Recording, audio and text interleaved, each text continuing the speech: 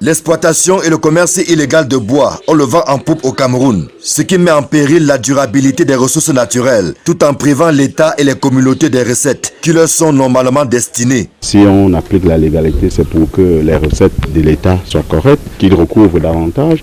Si on applique la légalité, c'est pour préserver l'environnement parce que les règles d'exploitation sont connues et ça amène tout le monde à exploiter selon les règles et à protéger l'environnement. Mais surtout, pour les forêts communautaires, si on applique la légalité, c'est pour augmenter leur niveau de vie.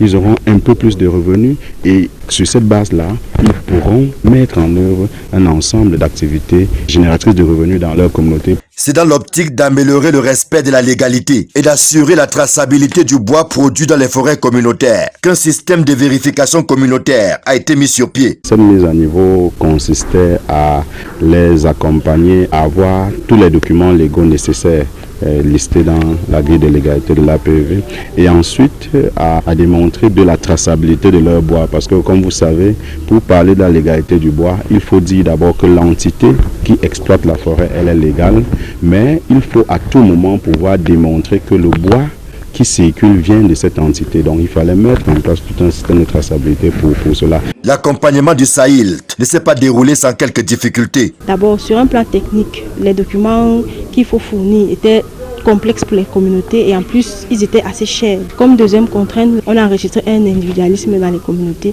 Il était parfois difficile d'implémenter certaines actions parce que les communautés se positionnaient entre le projet et les gestionnaires des forêts communautaires. Cet accompagnement a également permis de mettre à nu la corruption qui s'est enracinée dans la chaîne d'approvisionnement et de commercialisation du bois au Cameroun. Nous avons enregistré durant le transport des taxations informelles en lien avec le transport parce que le bois qui se retrouve en circulation sur nos routes, il y a beaucoup de bois illégal qui est souvent blanchi avec les documents des forêts communautaires. Donc, même quand le bois légal des forêts communautaires se retrouve sur la route, on a toujours tendance à les associer avec un bois illégal. Et là, tous les postes de contrôle qui sont en route ont déjà défini des tarifs à payer pour pouvoir laisser ce bois circuler. Au moment où le projet rentre en gare, il est plus qu'urgent pour le gouvernement de penser à la révision des textes encadrant la gestion des forêts communautaires.